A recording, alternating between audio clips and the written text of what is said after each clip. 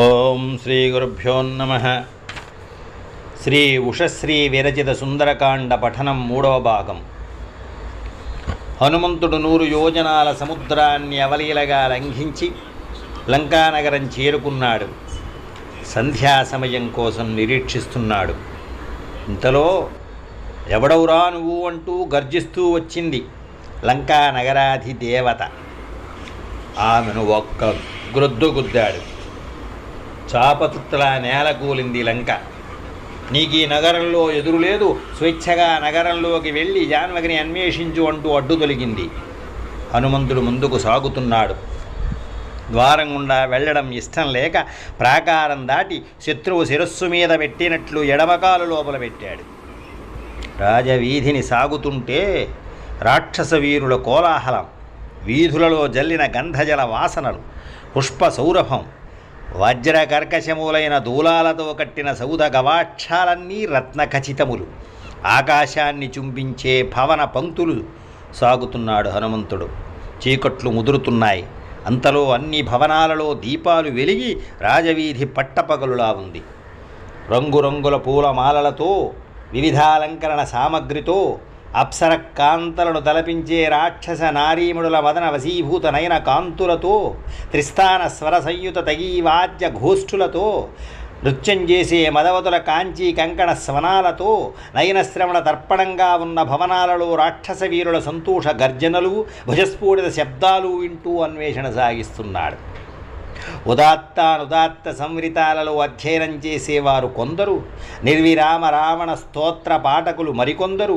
వీరందరినీ చూస్తూ సీత కోసం మూలలా వెదుకుతూ రావణాంతఃపురద్వారం చేరాడు.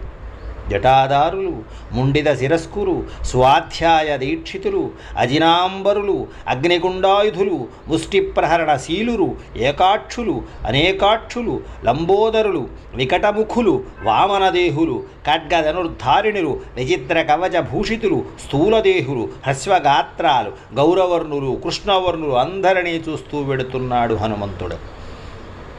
లంకా నగరంలో రాత్రి రక్షకగణం అప్రమత్తంగా ఉన్నది. అంతఃపురం చుట్టూ శ్వేత పద్మమయమైన సరోవరం, అంతఃపురం లోపల నుండి మధుర మంజుల గానం, శరత్కాల మేఘాల వలె ఉన్న తెల్ల ఏనుగులు నిండిన గజశాలలు, నిరంతరం హేషారవం వినిపించే హయశాలలు, రథపంక్తులు అన్నిటినీ అతిక్రమించి మహాధీమంతుడు హనుమంతుడు అంతఃపురంలో కాలు పెట్టాడు. చంద్రుడు వెన్నెల పందిరి వేశాడు భూమి మీద. లోకపు పాపాలను నశింపచేసి చంద్రుడు ఆకాశ మధ్యానికి వస్తూనే సముద్రాన్ని కలవరపరిచాడు. సర్వవస్తుజాలాన్ని ప్రకాశవంతం చేసే జ్యోత్స్నాకరుడు ఆవుల మందలో వృషభరాజులా ఉన్నాడు. మందగిరిహోలో సింహం వలె, మత్తజం మీద మహావీరుని వలె ఉన్నాడు. రాత్రి దోషాలు వైదొలగి కాంతి పవిత్రత వెల్లివిరిసింది. లంకా నగరమంతా కామ వివశమై ఉంది. శ్రవణపేయంగా తంత్రీవాద్యాలు సాగుతున్నాయి. మగలు మగవతుల ప్రక్కల చేరుతున్నారు. రౌద్ర ప్రవృత్తి గల నిశాచరుల యథేచ్ఛగా చరిస్తున్నారు. అశ్వ గజ పదాది దళాలు ప్రమత్తంగా ఉన్నాయి. వీరవరులు పరస్పరం అధిక్షేపించుకుంటూ, బలిసిన భుజాలు తరుచుకుంటూ మనసులు తప్పి ఉన్నారు. నగర సంచారం ముగించి తమ తమ భవనాలకు చేరుతున్నారు రాక్షస వీరులు. చంద్రుని చల్లనాన్ని పరిహసించే చిరునవ్వుల వదనాలే సర్వభవనాలలో, ఓరచూపుల కన్నుల పూలమాలలే అందరిలో. సనాతన ధర్మ సాధు చరిత్ర జానకి జాడ కనిపించలేదు. హనుమంతుని మనస్సు శోకవశమయ్యింది. ప్రాకారాలన్నీ దాటి, ప్రాకారాలలో భవనాలన్నీ వెదకి అంతఃపుర ప్రధాన మందిరంలో అడుగుపెట్టాడు. బహురత్న సమాకీర్ణమై, అమూల్య శయనాసన సమృద్ధమై, రాక్షసవీర రక్షితమై, విషాదర నారీ పరివేష్టితమై ఉన్నది.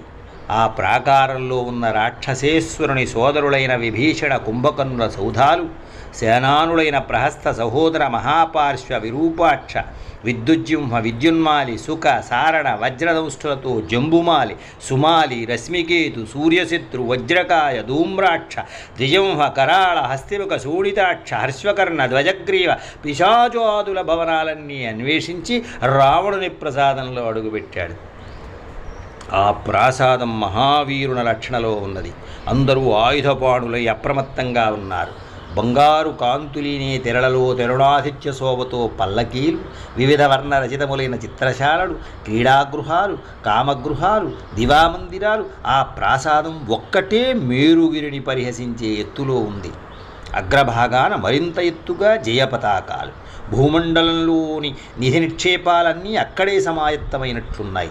భవనం గోడలలో పొదిగిన రత్నకాంతులతో భవనం అంతా పట్టపగటి సూర్యకాంతితో వెలుగుతున్నది. శయన ఆసన పాత్రలన్నీ బంగారు శోభలీనుతున్నాయి. మధు ఆశవపానానికి మణికంచిత పాత్రలు. కుబేరుని సంపదంతా రావణ భవనంలోనే ఉన్నట్టు అనిపించింది. మృదంగ ధ్వనికి అనుగుణంగా కాంచీనూపుర కంకణ స్వనాలు నిరంతరాయంగా వినవస్తున్నాయి. ఆ సువిశాల ప్రాసాదాన్ని పరివేష్టించి మరెన్నో భవనాలు, వాటిలో శంఖ చాప ఖడ్గ ఆయుధశాలలు, ధన కనుక వస్తువాహనాలకు వేరే భవనాలు, ప్రక్కగా చంద్రశాలలు, నిత్య పూజలతో వెలిగే దేవతాయతనాలు, వాస్తుశాస్త్ర మర్యాద తప్పకుండా మంగళప్రదంగా గోచరిస్తున్నవి. దానవ మహాశిల్పి మయుడు నిర్మించిన మందిరాలే అన్నీ. ఈ సర్వమణిరత్న కాంచనశ్రీ అంతా రావణ భుజబలార్జితమే. అన్నిటినీ శోధించి ముందుకు సాగిన హనుమంతునికి పుష్పక విమానం కనిపించింది. అది భూమికి దిగిన స్వర్గం అనిపించింది. వికసిత సుమాలతో రతలల్లుకున్న తరువుల నిండా పక్కఫలాలు, ఫలాలు మధురభరితాలు. అతిలోక సుందర శరీర లావణ్యం వలె, అంబోదరంలోని సౌదామణి వలె ఉన్నదని. రాజహంసలు వహించే పాలకీ వలె ఉన్నది. బహువిధ ధాతుద్రవ శోభితమైన పర్వత శిఖరంలా, గ్రహ నక్షత్ర చంద్రయుతమైన గగనవీధి వలె అత్యంత కుశలంగా చిత్రించిన మేఘమండల సదృశంగా ఉన్నది పుష్పకం. ఆ పుష్పక పార్శ్వ భిత్తికల మీద భూగోళాన్ని పర్వత పంక్తులతో, పర్వత శ్రేణి మహావృక్ష సమూహాలతో చిత్రించాడు దానవశిల్పి పరమరమణీయంగా. ఆ విమానంలో ఎన్నో అంతస్తులు, అన్నింటిలో చిత్రశాలలు, రత్నవైఢూర్య ప్రవాళ సువర్ణాలలో ఎన్నో విహంగాలు, అన్నీ మన్మథుని రెక్కల వలె ఉన్నాయి. ఆ విమానంలో ఒక సరోవరంలో కలువలు, కములాలు, వాటిని తొండంతో పైకెత్తి స్నానం చేస్తున్న మత్తగజం లక్ష్మీశోభతో గోచరిస్తున్నది. అది గగనవీధిని వాయువేగంతో సాగగలదు.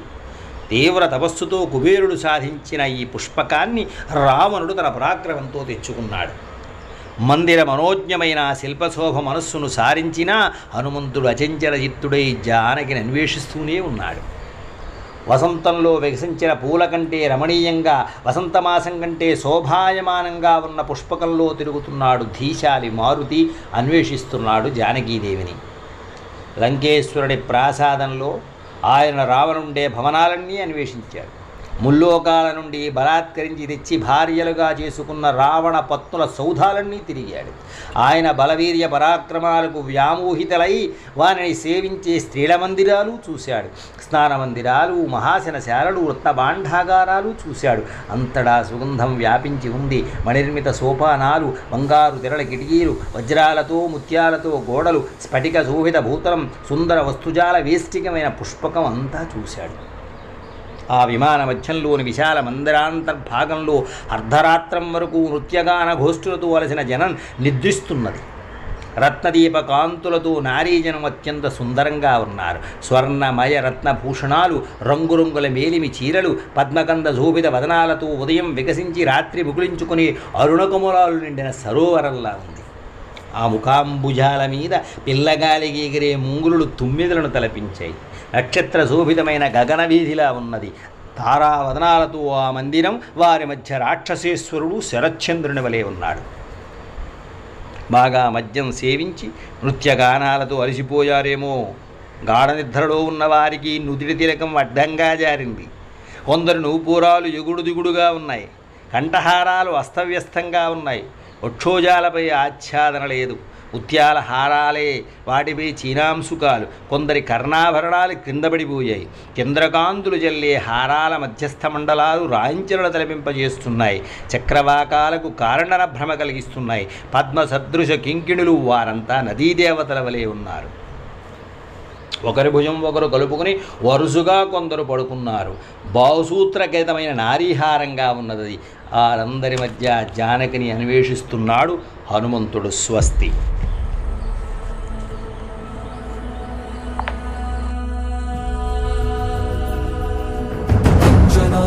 సంతతి కొరకై